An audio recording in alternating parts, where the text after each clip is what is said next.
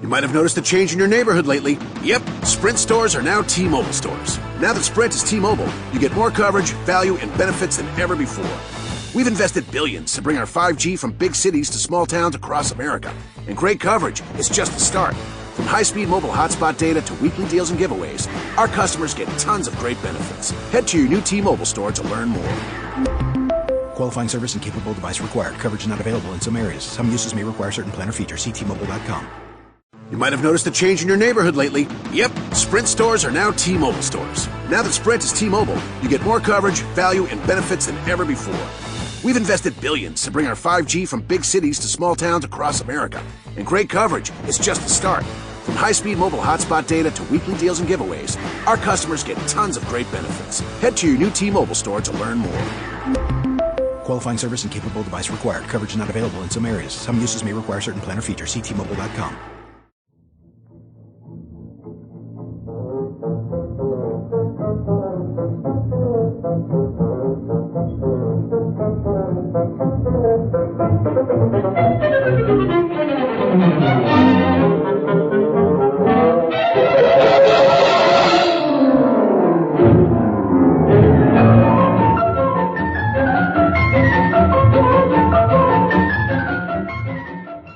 Welcome to the Great Detectives of Old Time Radio.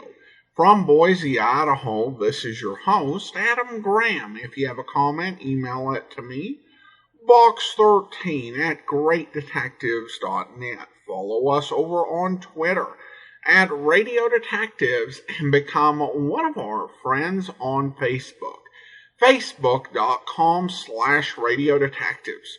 Well, welcome to the first of our listener support / listener appreciation specials.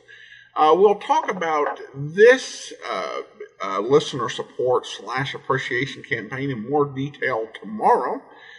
As always, you can support the show on a one-time basis, support.greatdetectives.net, or become one of our ongoing Patreon supporters at patreon.greatdetectives.net.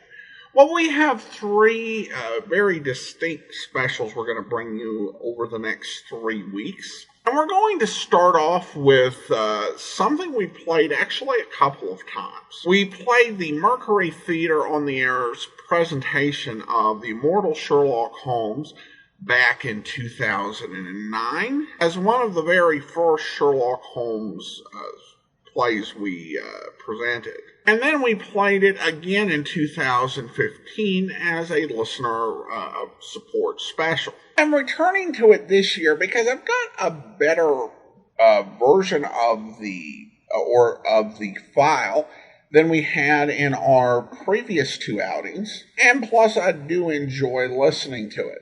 So we're going to go ahead and listen to the Mercury Theater presentation of the immortal Sherlock Holmes. Original air date September 25th, 1938.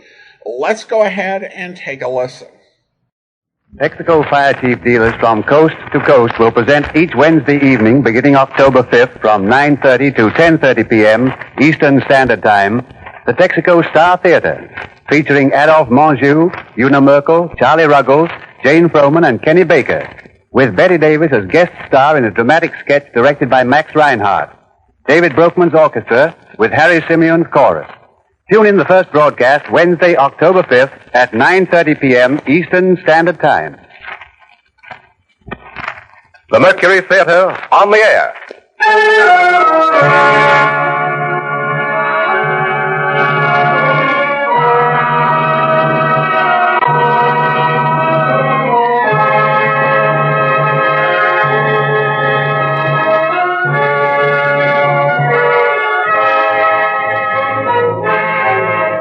Columbia Broadcasting System takes pleasure in bringing you the 12th in its series of weekly broadcasts featuring Orson Welles and the Mercury Theater on the air.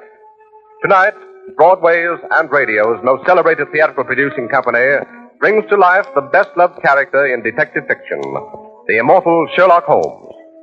The play is Orson Welles' own adaptation for radio of William Gillette's enduring melodrama based on the famous stories by Sir Arthur Conan Doyle. Before the performance begins, here is the director of the Mercury Theater, the star and producer of these unique broadcasts, Orson Welles. Good evening. Well, tonight it's back to Baker Street. Back to that unlikely London of the 19th century where high adventure awaits all who would seek it, in a hansom cab or under a gas lamp in an Inverness cape. But tonight we pay tribute to the most wonderful member of that most wonderful world. A gentleman who never lived and who will never die. There are only a few of them, these permanent profiles, everlasting silhouettes on the edge of the world. There is first the little hunchback with a slapstick whose hooked nose is shaped like his cap. There is now and always will be the penguin-footed hobo in the derby and the baggy pants, and the small boy with a wooden head, and the long rusty knight on horseback, and the fat knight who could only procure a charge on foot. There is also the tall gentleman with the hawk's face, and the underslung pipe, and the fore and aft cap. We'd know them anywhere and call them easily by name. Punch and the Charlies, Chaplin and McCarthy, Quixote, Sir John, and Sherlock Holmes. Now, irrelevant as this may seem, we of the Mercury Theater are very much occupied these days with rehearsals for a revival of a fine old American farce. A lot of you will remember, if only for its lovely title, which is Too Much Johnson. Its author was William Gillette, which reminded us, as it reminds you, of Sherlock Holmes. As everybody knows, that celebrated American inventor of underacting lent his considerable gifts as a playwright to the indestructible legend of the Conan Doyle detective, and produced the play which is as much a part of the Holmes literature as any of Sir Arthur's own romances, and, as nobody will ever forget, he gave his face to him. For William Gillette was the aquiline and actual embodiment of Holmes himself.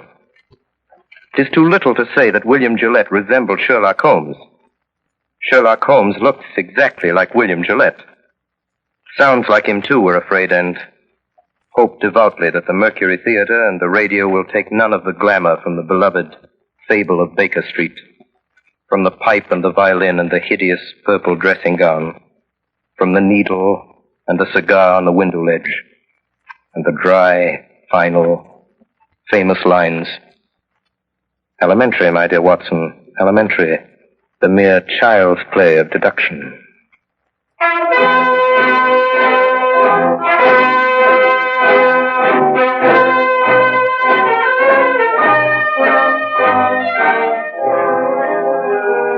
My name is Watson. I am a doctor. It was in the year 1880 that Holmes and I were introduced by a mutual acquaintance. At the time, we were both looking for a lodging that would suit our moderate means. This we found on the second floor of a house at 221B Baker Street. And it was during the years that we occupied these chambers together that Holmes established his unique international reputation as a consulting detective. During that time, I was privileged to be his daily companion, and I have done my modest share in giving to the world an account of some of his most famous cases. Most famous of these are the ones of which I have written under the names of The Speckled Band, Sign of Thor, Hound of the Baskervilles, and A Study in Scarlet. They represent, however, only a minute fraction of the 643 cases Holmes successfully solved during the years that we shared the lodgings in Baker Street. Other cases I hope one day to give to the world include the Tarleton murders, the sudden death of Cardinal Tosca, the adventure of Ricoletti, of the clubfoot and his abominable wife, the case of Mrs. Farintosh, the circus belle, and the case of the royal family of Scandinavia. Each illustrate in their own way the remarkable genius of my friend Sherlock Holmes. Since my marriage 3 years ago, Holmes has continued to occupy the Baker Street lodgings by himself. And here almost every afternoon when my work in the office is finished, I am in the habit of calling on him. The sitting room as you go in is exactly as it has been for the past 13 years. The worn bearskin rug, the huge sofa covered with faded chintz, the mantelpiece cluttered with miscellaneous objects, unanswered letters, and piles of loose tobacco. On one side of the fireplace, in a deep armchair, his pipe curling forth slow wreaths of acrid tobacco, draped in his hideous purple dressing gown, sits Sherlock Holmes with his violin under his chin.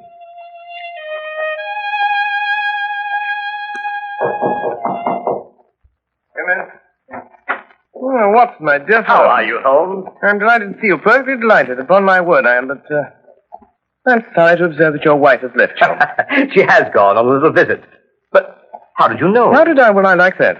How do I know anything? How do I know you've been getting yourself very wet lately, that you're an extremely careless servant girl, and you've moved your dressing table to the other side of the room? Holmes, if you had lived a few centuries ago, they'd have burned you alive. Such a conflagration would have saved me a great deal of trouble and expense. Tell me now, how did you know all that? Too simple to talk about. Scratches and clumsy cuts, my dear fellow, on the inner side of your shoe there, just where the firelight strikes it. Scratches, cuts. Somebody scraped away crusted mud and did it badly. Scraped the shoe along with it. There's your wet foot, my dear Watson, and your careless servant girl all on one shoe. Face badly shaved on the right side, always used to be on the left. Light must come from the other side. Couldn't very well move your window. Must move your dressing table. Of course. But how the deuce did you know my wife was away? Well, what the deuce is your second waistcoat button, Watson? And what the deuce is yesterday's buttonniere doing in today's lapel? And why the deuce do you wear the expression of it? Oh, marvelous. Elementary, my dear fellow, elementary. The child's play of deduction. I'm only doing it for your amusement before we pass on to more serious matters. Oh, what is it now, Holmes? Watson, my dear fellow, the enthusiasm which has prompted you to chronicle, and if you will excuse my saying so, somewhat to embellish my little adventures, you occasionally seen fit to introduce a certain element of romance which struck me as being just a trifle out of place. Something like working an elopement into the fifth proposition of Euclid. I merely refer to this in case you should see fit at some future time to chronicle a case on which I am about to embark. The strange case of Professor Robert Moriarty. Moriarty? I don't remember ever having heard of the fellow. No, Watson, you haven't. It is precisely this quality of invisibility that makes of Professor Moriarty the Napoleon of crime. Sitting motionless like an ugly, venomous spider in the center of his web. But that web having 1,000 radiations and the spider knowing every quiver of every one of them. And within 48 hours, I'll have the lines drawn so tightly around him that he can't move. I'll arrest him and his entire gang. Why, Holmes, this is a very dangerous... My dear fellow, it's perfectly delightful. My whole life is spent in a series of frantic endeavors to escape from the dreary commonplaces of existence. For a brief period, I escaped. Congratulate me. The day before yesterday, I received in this room the visit of a certain foreign nobleman who has recently inherited a very considerable title and who is about to be married. Seems that this titled gentleman was so indiscreet as to fall in love with a young English lady by the name of Faulkner, socially inferior, and to make her a promise of marriage. Later, at his family's insistence, the thing was broken off, and the young lady died shortly after of a broken heart, leaving behind a sister. Also, considerable evidence in the form of letters, photographs, and jewelry with inscriptions.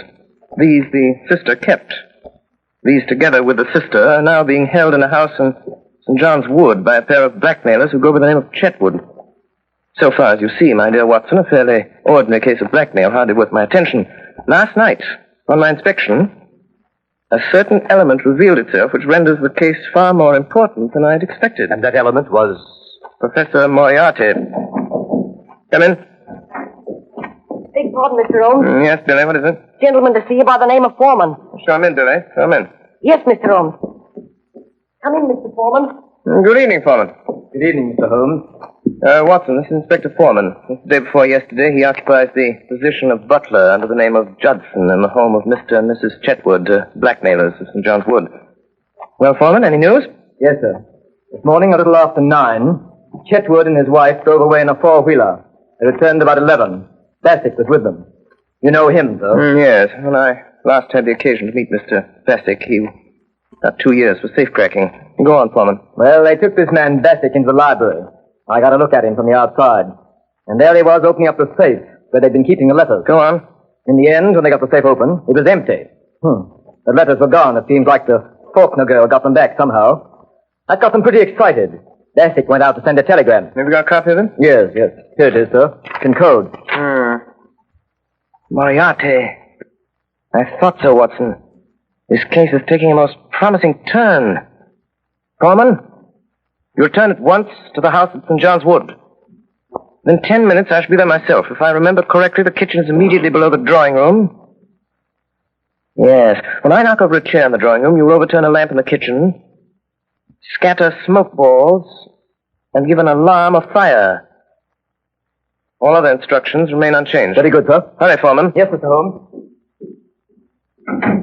Well, my dear Watson, begins to look like a most interesting evening.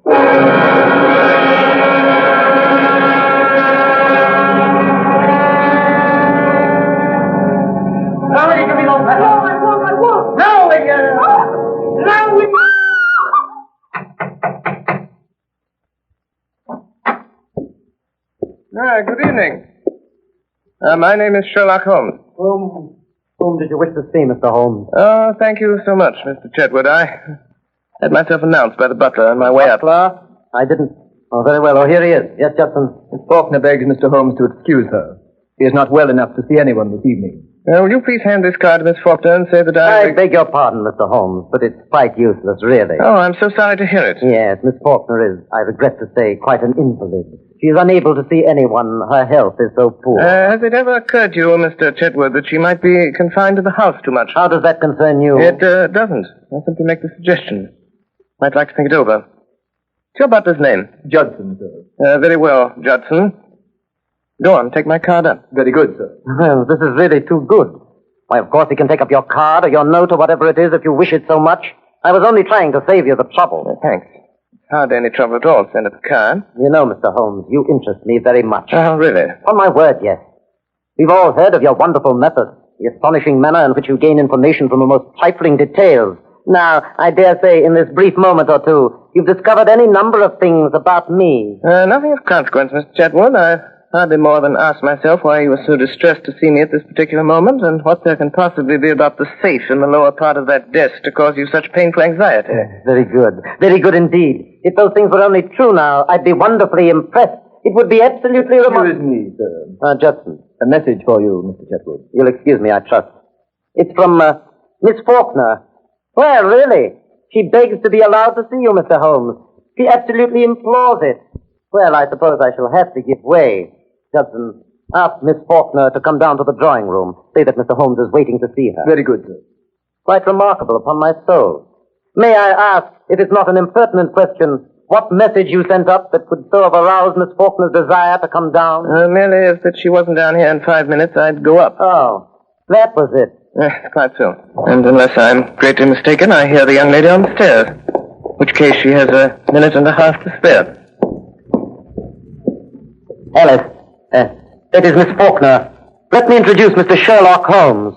Mr. Holmes. Miss Faulkner. I'm really most charmed to meet you. Although it does look as if you've made me come down in spite of myself, doesn't it? I thank you very much indeed for consenting to see me, Miss Faulkner, but regret to observe that you were put to the trouble of making such a very rapid change of dress. Oh, yes. I did hurry a trifle, I confess. Mr. Holmes is quite living up to his reputation, isn't he, Freddie? Come in.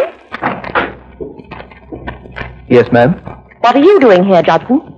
I beg pardon, ma'am. I was answering the bell. What bell? The drawing room bell, sir. What do you mean, you blockhead? No one rang the bell? I'm quite sure it was rung, sir. Well, I tell you it did not ring. Your butler is right, Mr. Chetwood. The bell did ring. How do you know? I rang it. What do you want? I want to send my card to the real Miss Faulkner. The real? I said the real Miss Faulkner. Judson. Yes, sir. Holmes, what right have you to ring for servants and give orders in my house? What right have you to prevent my cards from reaching their destination? And how does it happen that you and this woman are resorting to trickery and deceit to prevent me from seeing Alice Faulkner? Through some trifling oversight, Judson, neither of the cards I handed to him has been delivered. Kindly see that this error does not occur again. My orders, sir? You have orders. I can't say, sir. You were told not to deliver my card. What business is it of yours, I'd like to know? I shall satisfy your curiosity on that point in a very short time, Mr. Chetwood. Yes, and you'll find out in a very short time that it isn't safe to meddle with me. It wouldn't be any trouble at all for me to throw you out into the street. Possibly not, but trouble would swiftly follow such an experiment on your part. It's a cursed lucky thing for you I'm not armed. Yes, well, Miss Faulkner comes down, you go and arm yourself. Arm myself? I'll call the police. What's more, I'll do it now. Oh, no, you will not do it now. You will remain where you are until the lady I came here to see has entered this room. What makes you so sure of that? Because you will prefer to avoid an investigation of your suspicious conduct, Mr. James Larrabee. Larrabee? That is the name under which you are known to Scotland Yard, I believe, Mr. Chetwood. This lady here is your wife. It's to you, Judson. You will either deliver that card to Miss Faulkner at once or sleep in the police station tonight. That is of small consequence to me, which you do. Shall I go, sir? Go on. Take up the card. It makes no difference to me. A short time since, Larrabee, you displayed an acute anxiety to leave the room. Pray do not let me detain you or your wife any longer. Take it you prefer to remain while I talk to Miss Faulkner? We do, Mr. Holmes. Ah, last, Miss Faulkner. This is Mr. Holmes. Yes, You wish to see me? very much indeed, Miss Faulkner, but I'm sorry to see that you are far from well. Oh, no. No? Beg your pardon. What does this mark mean? Oh, nothing. Nothing? No. And the mark here on your neck, plainly showing the clutch of a man's fingers, does that mean nothing also? It occurs to me that I should like to have an explanation of this. Possibly you can furnish one, Mr. Larrabee. How should I know? It seems to have occurred in your own house. What if it did? You'd better understand that it isn't healthy for you or anyone else to interfere with my business. Ah, that is your business.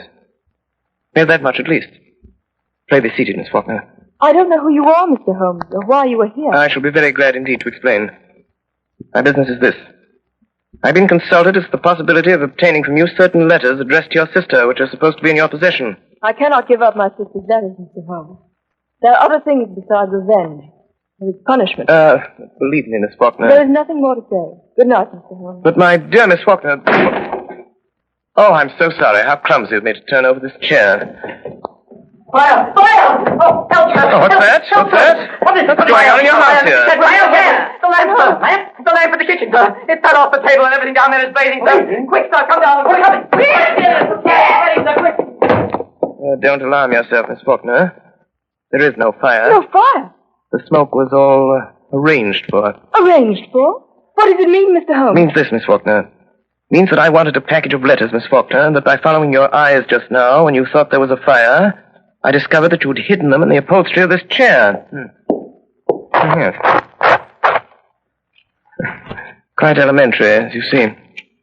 And now that they're in my possession, there seems to be no reason for me to remain any longer in this house. Good night, Miss Faulkner. Miss Faulkner. Yes? I can't take them, Miss Faulkner. These letters belong to you. I find that I cannot keep them unless you can possibly change your mind and let me have them of your own free will. I hardly suppose you could. I will therefore return them to you and, here's our friend Mr. Larrabee returning from the fire. So, you've got the letters, have you? Now I suppose we're going to see you walk out of the house with them. On the contrary, you're going to see me return them to their rightful owner. Miss Faulkner, here are your letters. Should you ever change your mind and be so generous, so forgiving as to wish to return these letters to the one who wrote them, you have my address. In any event, rest assured there will be no more cruelty, no more persecution in this house. Thank you, Mr. Holmes. You are perfectly safe with your property, Miss Faulkner, for I shall so arrange it that your faintest cry of distress will be heard. And if that cry is heard, it will be very unfortunate for those who are responsible. As for you, Mr. Larrabee, and you, madame, I beg you to understand that you continue your persecution of that young lady at your peril. Good night. Miss Faulkner. Come here, Miss Faulkner. Now. Are you going to give me those letters? No, never. Are you going to give me those letters? Now then. Be careful, Jim. You shut up. Now then, Miss Faulkner. Do you give me those letters, or do I break your arm? What's that? Someone knocked on the door. No, it was on that side. Did you call, madam?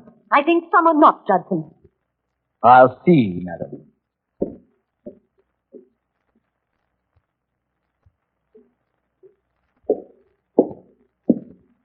I beg pardon, madam, but there's no one at the door. Very well, you may go. He's got us watched. What we want to do is to leave it alone. Let the Emperor have it. You mean Professor Moriarty? That's who I mean.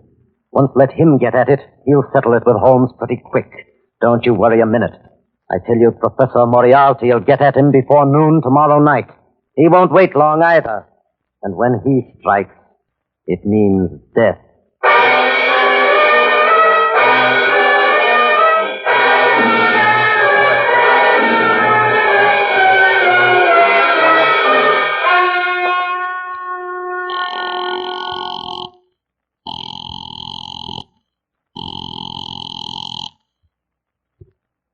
Number?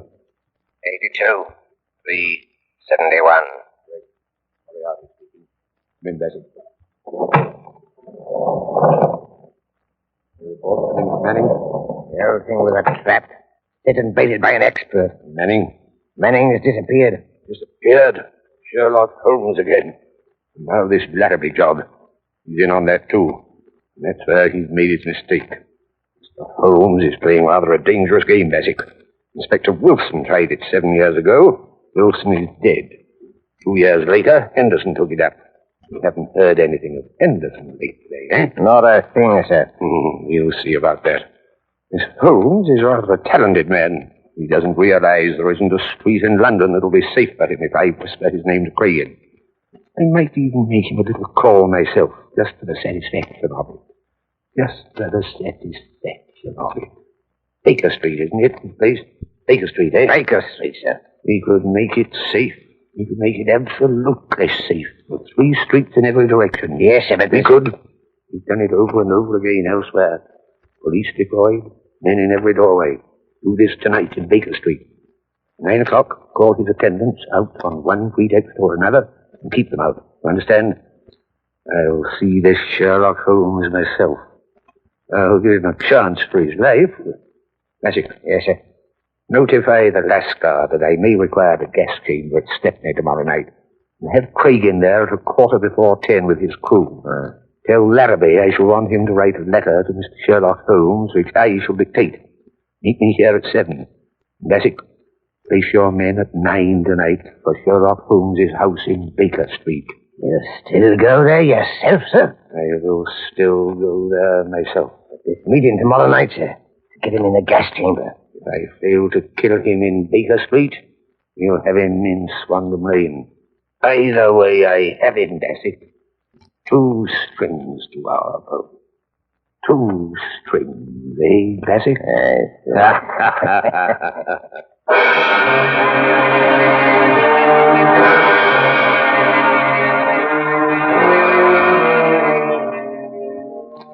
That evening, Holmes and I dined together at Scott's in Piccadilly Circus.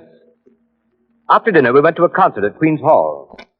I can still see him on this particular night of the Moriarty case, well knowing that his life was in peril, sitting beside me in the stalls, wrapped in the most perfect happiness, listening to Sarasate play the violin, gently waving his long, thin fingers in time to the music.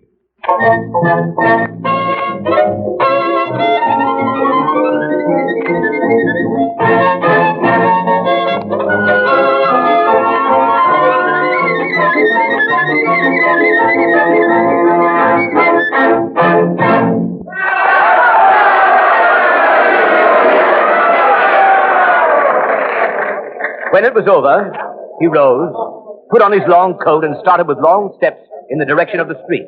Come, my dear Watson. Go on to Baker Street. I have an idea that very soon we shall be receiving a most interesting visit.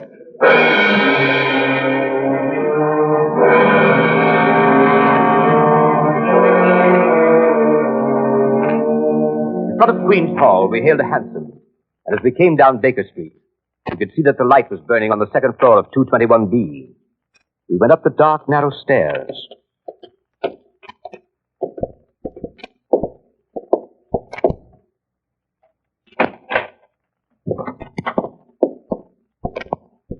Mr. Holmes. The boy Billy was waiting for us. Mr. Yes. Holmes. What is it? Mrs. Hudson's compliments, sir, and she wants to know if she can see you.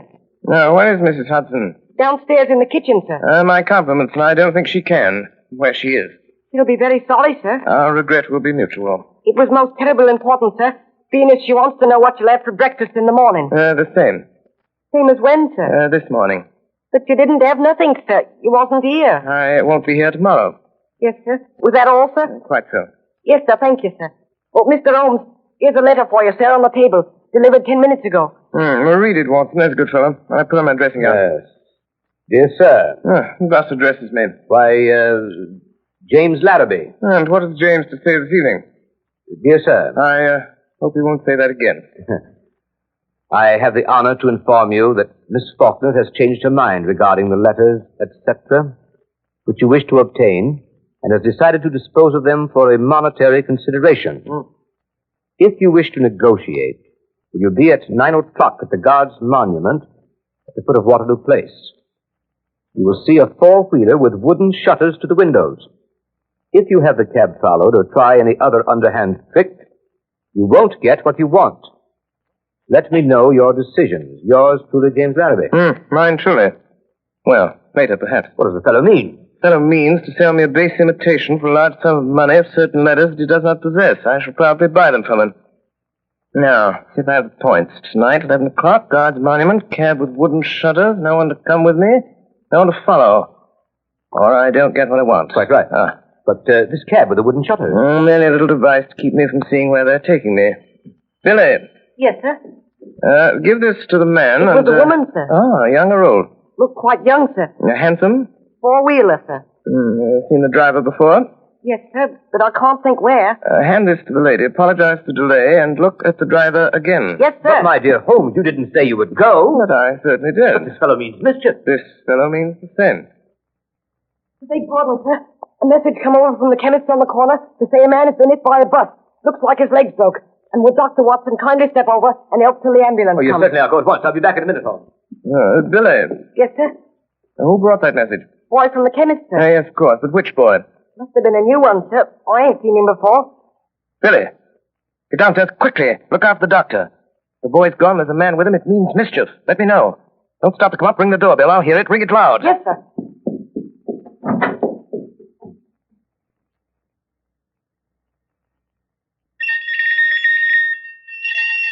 Look out, sir. Look out. Look out.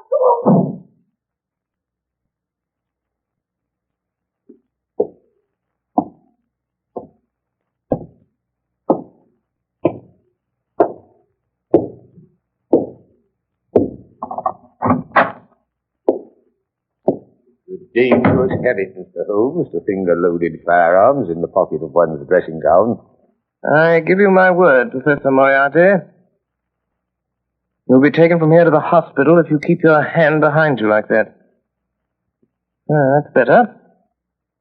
In that case, please put your revolver on the table. You evidently don't know me. I think it's quite evident that I do. Pray have a chair, Professor. I can spare you 5 minutes. I just got to say. Careful. What are you about to do, Professor Moriarty? Look at my watch. I'll tell you when your 5 minutes is up. Going to pursue this case against me? That is my intention. To the very end. I regret this.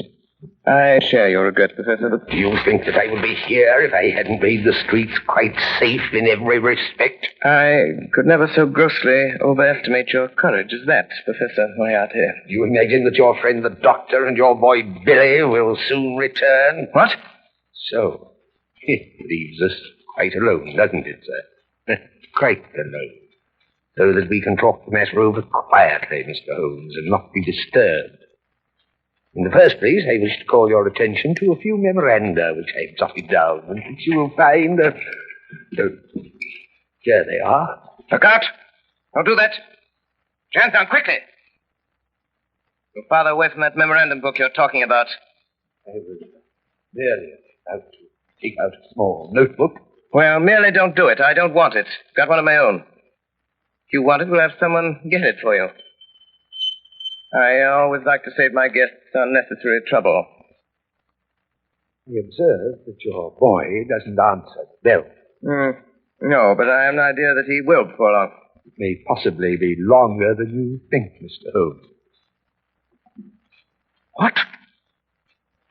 That boy? Yes, that boy. At least we'll try the bell once more, Professor. Doesn't it occur to you that he may possibly have been detained, Mr. Holmes? It does, Professor. But it also occurs to me that you're in very much the same predicament, Professor Moriarty. I beg pardon, sir. Someone tried to hold me, sir. It's quite evident, however, that he failed to do so. Yes, sir. He's got my coat, sir, but he ain't got me. Billy. Yes, sir. Billy, the gentleman I'm carefully pointing out to you with this 45 desires to have us gather something of his left hand inside coat pocket. He's not feeling quite himself today, and the consequence of his trying to do it himself might prove fatal. I suggest you attend to it for him. Yes, sir. Is this it, sir? This gun? Quite so. So I'll put it on the table. Not there, Billy. On this table. I can reach it. More like it. That's all, Billy. Still, let's see if he's got another, sir. Why, Billy, you've surprised me. As the gentleman's taken the trouble to inform us that he hasn't. When, sir? When he made a snatch for this one. And now, Professor, now that we have your little memorandum book, do you think of anything else you'd like before Billy goes? Any little thing you've got that you don't want? So sorry. That's all, Billy. Thank you, sir. Listen, Holmes, to me. On the 4th of January, you crossed my path. On the 23rd, you incommoded me. Now, at the close of April, I find myself placed in such a position through your continual interference that I'm in positive danger of losing my liberty. Have you any suggestions to make? No, I have no suggestions to make. I have a fact to state. If you don't drop it at once, your life's not worth that. I'm afraid, Professor, that in the pleasure of this conversation, I'm neglecting more important business. If you'll excuse me a moment while I get my pipe off the mantelpiece here. I came here this evening, Mr. Holmes, to see if peace could not be arranged between us. Quite so, quite so. You've seen fit not only to reject my proposals, but to make insulting references coupled with threats of arrest. You've been warned of your danger. You don't heed that warning. Perhaps you'll heed this. Up with your hands, Mr. Holmes. Up with your hands. Didn't imagine I'd leave that gun loaded, did you, Professor Moriarty? Here are your cartridges. Well, I didn't suppose you'd want to use that gun again, so I took them out while you were talking, put them in my pocket. You'll find them all there, Professor. Billy, Yes, sir. you please show Professor Moriarty the door. Yes, sir. This way, sir. Don't ever say I didn't warn you, Mr. Holmes. No, Professor Moriarty. No, I never will. Billy, come here. Yes, sir. Billy? Billy, you're a good boy. Yes, sir. Thank you, sir.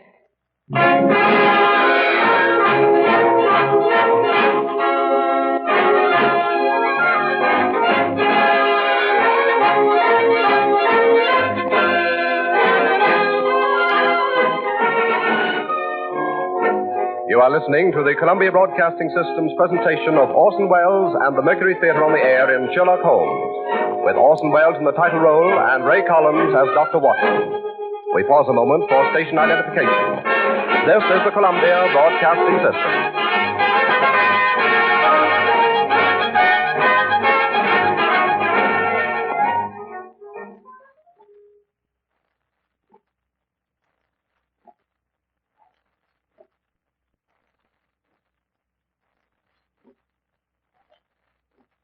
We continue now with this CBS presentation of Sherlock Holmes, played by Orson Welles and the Mercury Theater on the Air.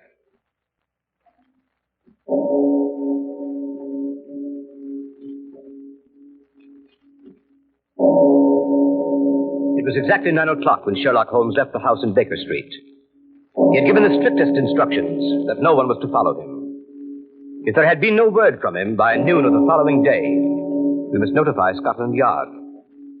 I went to the window and looked after him as he went down Baker Street. A tall, thin figure in a gray ulster, walking with long, smooth steps in the direction of Langham Place. There he entered a cab.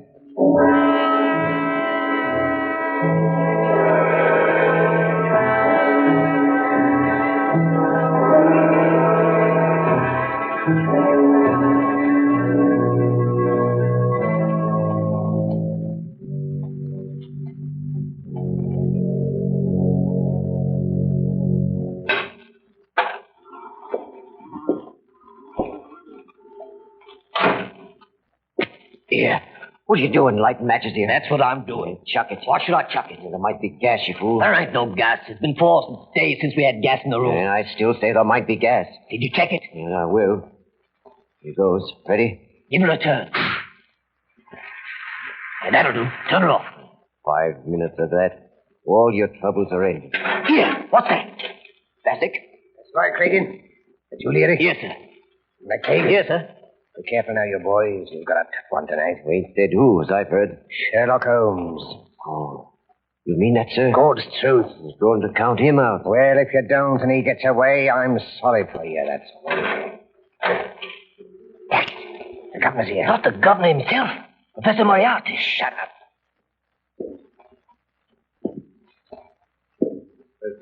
Yes, sir. Got your full crew? All here, sir. No mistakes tonight, Cregan. Well, be careful of that, sir. This is Larrabee. Hello. He's in on this job. Hello, Larrabee. Oh. What's that door, Betsy? Small cupboard, sir. No outlet? None whatever, sir. That window? Nailed down, sir. Man might break the glass. If he did, he'd come up against the heavy iron bars outside. Huh. We'll have him tied down before he can break any glass, sir.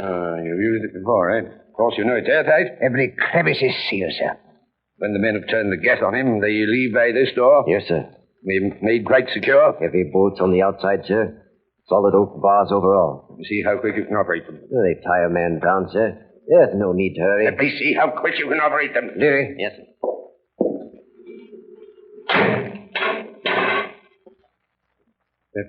That's good. Open it up.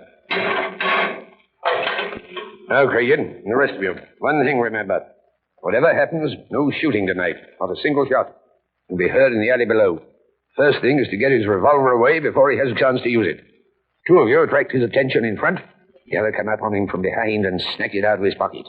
Then you have him. Arrange that, Cregan. Oh, I'll attend to it, sir. Mr. Larrabee, you understand? We wait for you. I understand, sir. They give you this opportunity to sell him the packet of letters you forged and get what you can for your trouble. £200 doesn't interest me, Mr. Larrabee. What I'm after is gold. I understand, sir. When you've finished and got your money, you whistle, and these gentlemen come in. Let's hear it. You hear that, Cregan? That's right. And Cregan, the proper moment, present my compliments to Mr. Sherlock Holmes and say that I wished him a pleasant journey to the other side. Come on, Bassick. Good night, gentlemen. Good night. Good night. Good night, Larrabee. Good night, sir. All right, boys. Clear. When you hear the whistle, in you come. Right you are, sir. Leary. Yes, sir. You get down on the corner below. Let me know when he comes. I will let you know. Well, when you see him driving up, come down the alley and whistle 3 times. Very good, sir. Here. What's this? How did you get in? What are you doing there in the passage? Hey, What is it, Leary? a woman here in the passage. Bring her in. Come on, you. Come on. Oh, it's you, Miss Faulkner. It's true, then. How did you get to this place? I followed you in a cab. What have you been doing since I came up here? Informing the police, perhaps? No. I was afraid he'd come, so I waited. To warn him, I suppose. No. To warn him, yes. You're going to swindle and deceive him. Sell him a packet of false letters. I know that. What else are you going to do to him? Wouldn't you like to know? Where are those men who came up here? What men? 3 terrible-looking men. I saw them go in at the street door. You don't mean these men, do you, Miss Faulkner? Hire up, boys. Can't make them all. Here you are. Hire up. Listen. That's him. There he is now. What? Holmes? That's him. That's the signal. You don't have time to get her out. Shut her in there in the cupboard. Yeah, that'll do. In with her. Into the cupboard. Hey, there ain't no lock to the gym cupboard door. Drive something in there. Here, this knife. This'll do it. That'll hold her. Out. Quick, quick.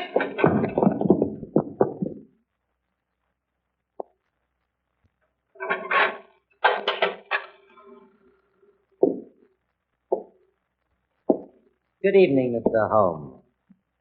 Ah, Mr. Larrabee. Already? I certainly thought after all this driving about in a crow's cab, you'd show me something new. Seen it before, have you, Mr. Holmes? Oh, well, a time or two. Now to come to think of it, I nabbed a friend of yours in this place while he was trying to drop himself out of the window. Ed Colvin, the cracksman. Colvin, never heard of him before. Well, you certainly never heard of him after. Sure of that. Brace of counterfeiters used these luxurious chambers in the spring of '89. Well, one of them hid in that cupboard. We pulled him out with a heel. Quite interesting. But times have changed since then. So they have, Mr. Larrabee, so they have. But then it was only cracksmen, counterfeiters, pickpockets, and petty swindlers of various kinds. But now... Well, what now? Well, between you and me, Mr. Larrabee, we've heard some not altogether agreeable rumors. Rumors of some pretty shady work not far from here. Murder to a very peculiar kind. I've always had a suspicion... That's it. My surmise was correct. It is. It is what? This room is corked, sealed. What does that signify to us? Nothing to us, Mr. Larrabee, nothing to us. But it might signify a good deal to some poor devil who's been caught and gassed in this trap. Well, if it's nothing to us, suppose we leave it alone and get to business. My time is limited. Yeah, of course. I should have realized that these reflections could not possibly appeal to you. Well, have a cigar, Mr. Holmes? Oh, thanks. Well, good cigar, this, Mr. Larrabee. A genuine Havana. Glad you like it. Now, Here is the little packet of letters which is the object of this meeting. I haven't opened it yet, but Miss Faulkner tells me everything is there. I suppose, Mr. Larrabee, that as Miss Faulkner knows nothing about this affair, we omit her name from the discussion. What do you mean? Who told you she doesn't know? You did. Every look, tone, gesture, everything you've said and done since I've been in this room has informed me that Miss Faulkner has never consented to this transaction. It is a little speculation of your own. Oh, I suppose you think you can read me like a book. Oh, no, like a primer. Well, let it pass. How much will you give? £1,000. I couldn't take it. What do you ask? 5,000. I couldn't give it. Why, I've been offered 4,000 for this little packet. Why didn't you take it? Because I intended to get more. Oh, that's too bad. They offered 4,000. They'll give 5. They won't give anything. Why not? They've turned the case over to me. Will you give 3,000? Mr. Larrabee, strange as it may appear, my time is limited as well as yours. I have brought with me the sum of £1,000, which is all that I wish to pay. If it is your desire to sell at this figure, kindly appraise me of the fact at once. If not, permit me to wish you a very good evening. Well? You can have it. It's too small a matter to haggle over. Give me the money. Certainly. I thought you said you'd only brought just 1,000. I did. This is it. You brought a trifle more, I see. Quite so. I didn't say I hadn't brought any more. Well, you can do your little tricks when it comes to it, can't you? It depends on who I'm dealing with. Here, you give me that money. Come on, quick, hand it over. Get away! Now, I've got you where I want you, James Larrabee. You've been so cunning and so cautious and so wise, we couldn't find a thing to hold you for, but this little slip will get you in for robbery. You'll have me in, will you? What are your views about being able to get away from here yourself? I do not anticipate any particular difficulty. Robbery, eh? Why, even if you got away from here, you haven't got a witness. You haven't got a witness to your name. I'm not so sure of that, Mr. Larrabee. Not so sure of that. You usually fasten this cupboard door with a knife. Come away from that door! Faulkner! Stand back. Temptable scoundrel, what does this mean? I'll show you what it means, Captain, quick! I'm afraid you're badly hurt, Miss Faulkner. Mr. Holmes, look behind you! Hey, hold it there, boy.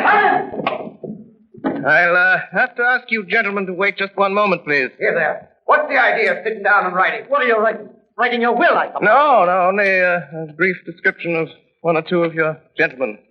The police. Wait a bit. You better listen to me, Mr. Holmes. We're going to tie you down nice and tight to the top of that table. Why, you surprise me, gentlemen. Thinking you're so sure of anybody in this room. And 3 bars gone out of that window. Bars or no bars, you're not going to get out of here as easy as you expect. There are so many ways, Mr. Larrabee, that I hardly know which one to choose. Well, you better choose quick, I can tell you that. I'll choose at once, Mr. Cregan. And my choice falls on this chair. My God! The light! Get away in the dark! Look out! There he goes! Look at his cigar! Strike him by the cigar! Look at his cigar! Look out! He's under the window! He's up on the ledge! He's climbed up! Look at his cigar! Get him quick! After him! There he goes! He's up! By the window! No, gentlemen, no, not by the window. I'm leaving by the door. By the way, I left my cigar for you on the windowsill. Good evening, gentlemen.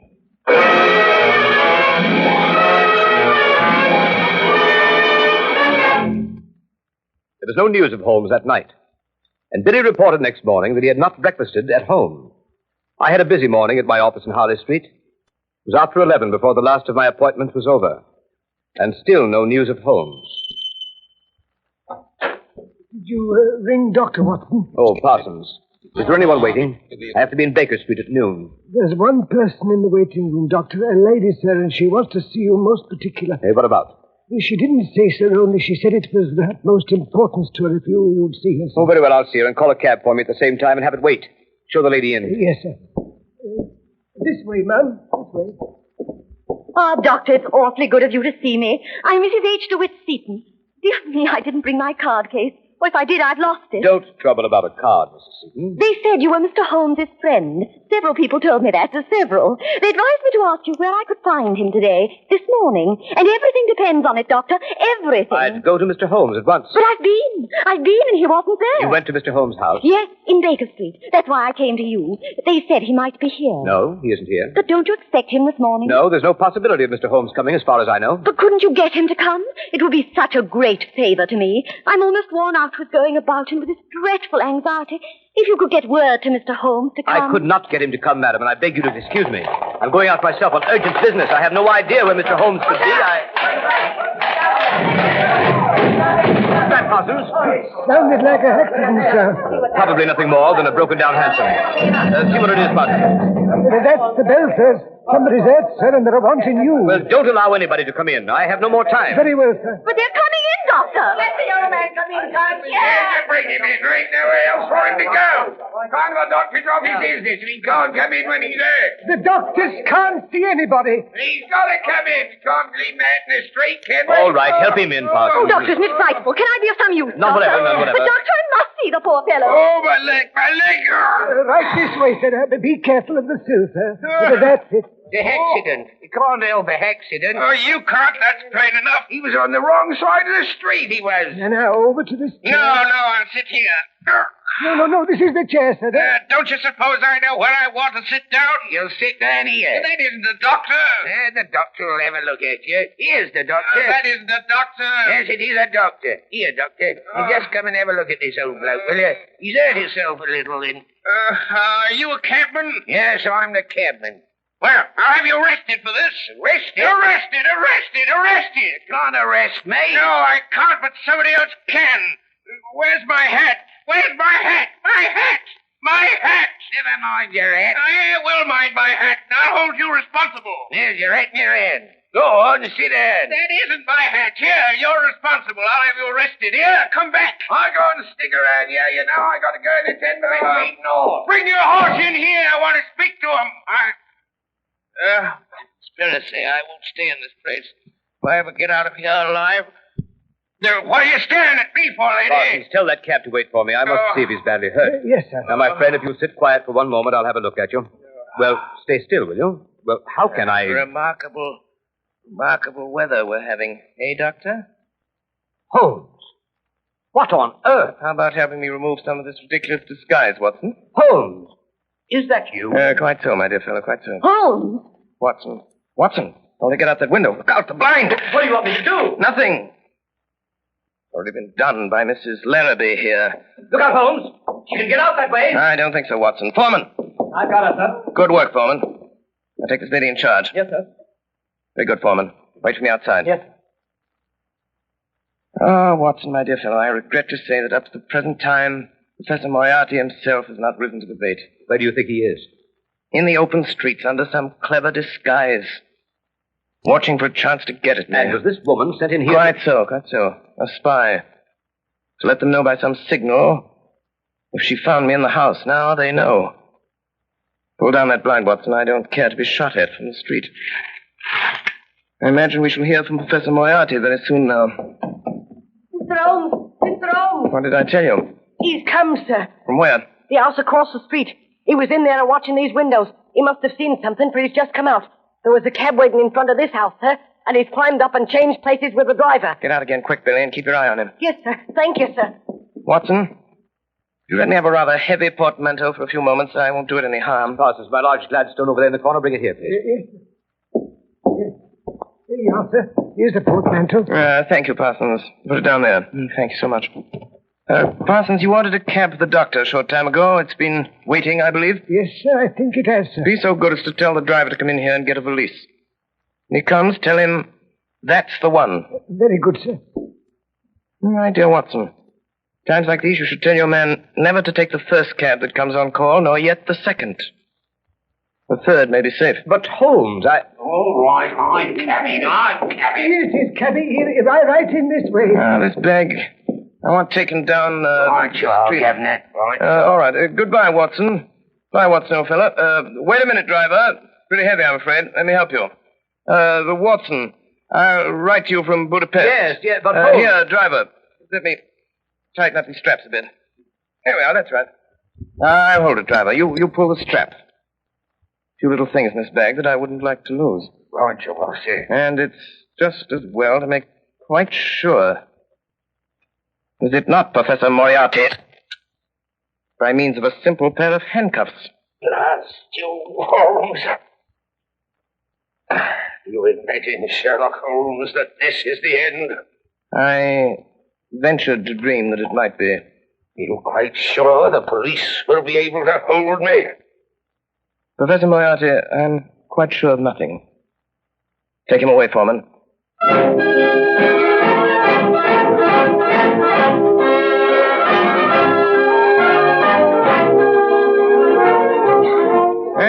my dear Watson, ends the strange case of Miss Alice Faulkner. Well, what about the letters? Oh, the letters. They were returned to their rightful owner over an hour ago. I suspected from the start that Miss Faulkner was really a nice girl at heart. Ah, dear. What is it, Holmes? I was just reflecting, my dear Watson. With Moriarty out of the way, London, from the point of view of the criminal expert, it's likely to become a singularly uninteresting city. One's morning paper, a veritable wilderness of boredom. Mr. Holmes! Mr. Holmes! Yes, Billy? There's a lady, sir. Been waiting for an hour. Says she's got to see you, sir. Case of murder, she says. She's got a face veiled. From which I deduce that she is a lady of over 41 and less than 45, of a strange, dark beauty and considerable social eminence. That she has lived for some years in the Near East.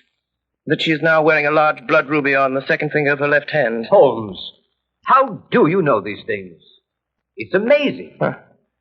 Elementary, my dear Watson. Elementary. The child's play of deduction.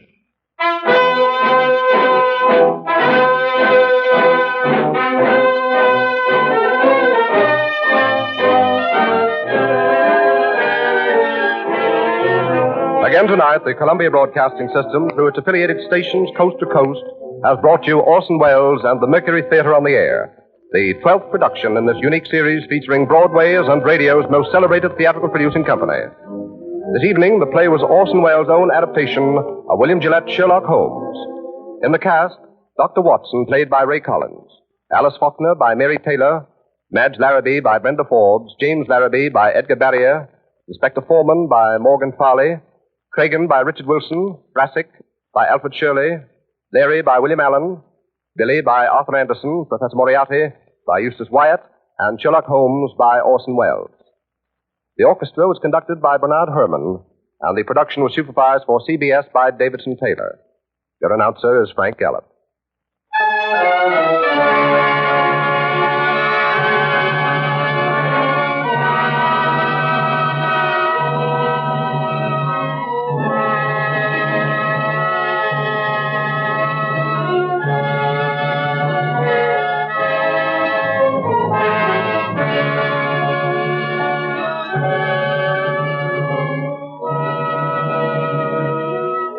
Next Sunday evening at the same time, another classic narrative dramatized by Orson Welles. Join us then for Charles Dickens' Oliver Twist, brought to life by the Mercury Theater on the Air.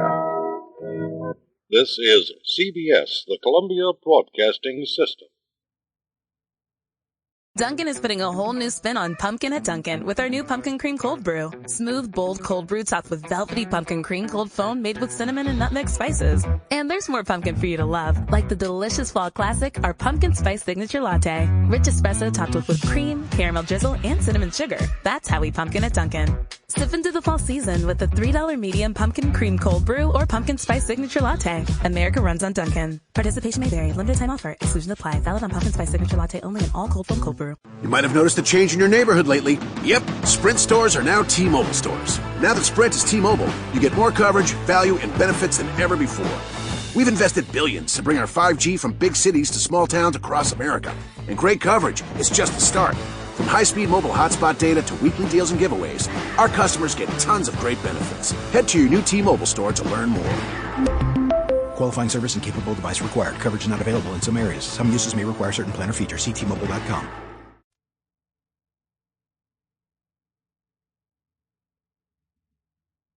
Welcome back. Well, I loved Orson Welles' opening commentary on William Gillette. And I think Gillette definitely gets shortchanged in understanding the role he played in the development of Sherlock Holmes. Because the plays that Gillette wrote and Gillette performed really formed as much a basis for people's understanding as the stories themselves, which was a perfectly legitimate way to go, because these were plays that were authorized by Sir Arthur Conan Doyle. Now, since the last time we played this, I listened to the Hollywood Theater of the Ears presentation of Sherlock Holmes Theater. In particular, they went ahead and they actually adapted the original William Gillette version of this play. I don't know if adapted, well, they did it for radio, but essentially it was almost word for word what Gillette wrote.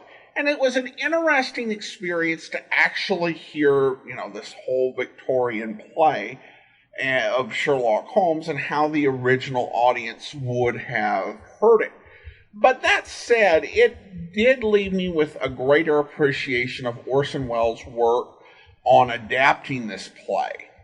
Because the actual Gillette play, it had all this good stuff in it, but it also was very, very talky. And there's a lot of stuff I think we would look at as modern listeners or viewers, and we'd say, this kind of feels like filler, where we're kind of getting things, stretched out. But it's not really communicating things in an efficient or even all that entertaining way. Obviously, it works fine if you want to experience it how the Victorians experienced it, and certainly it worked for the Victorians. But I think Welles did a very good job trimming the script down for radio and really just leaving all the best parts. He made something that was very, very pacey, but it still does have that feel of something that's performed on stage. It's very pacey, but it still has, a very theatrical feel to it. One thing that he did play down from the play, Welles did, is the romantic angle, where in the radio version, it's kind of implied that there's some romantic interest. The original play made it pretty clear that that was the case. And there's this very romantic ending, which is not the type of thing I think that modern Sherlock Holmes fans appreciate. Particularly something as stereotypical as the romance in the original Gillette play. One thing that does stand out to me as well is just the degree to which Holmes has all of this great dialogue. Just some really fun to say lines and comebacks that just roll off the tongue. And I wonder if that was part of the secret of Gillette's success and how he was able to continue performing his Holmes plays so long. Because he wrote a part that, the right actor can just have a lot of fun in. And I think Welles definitely had a good time with it.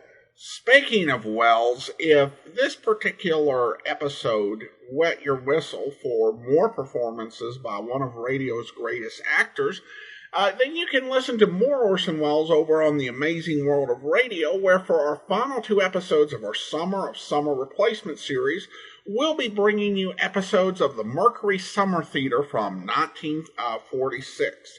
And you can listen to that over at amazing.greatdetectives.net. Alright, well now I do want to go ahead and thank our Patreon supporter of the day. Thank you to Robert, Patreon supporter since September 2016, currently supporting the show at the Shamus level of $4 or more per month. Thanks so much for your support, Robert. And that will do it for today. If you are enjoying this podcast, be sure and rate and review it wherever you download your podcast from. Join us back here tomorrow for Casey Crime Photographer. And coming up this Saturday, listen for Top Secrets of the FBI.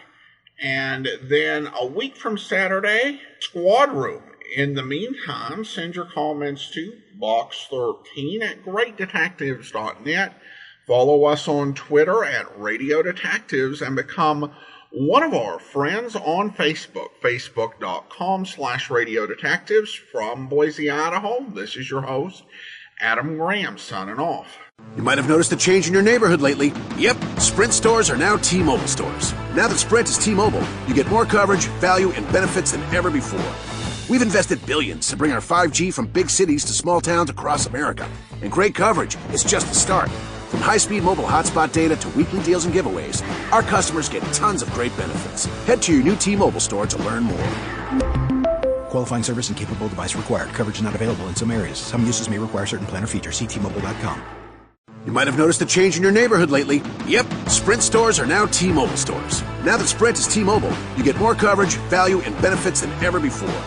We've invested billions to bring our 5G from big cities to small towns across America. And great coverage is just the start. From high-speed mobile hotspot data to weekly deals and giveaways, our customers get tons of great benefits. Head to your new T-Mobile store to learn more. Qualifying service and capable device required. Coverage not available in some areas. Some uses may require certain plan or features. See T-Mobile.com.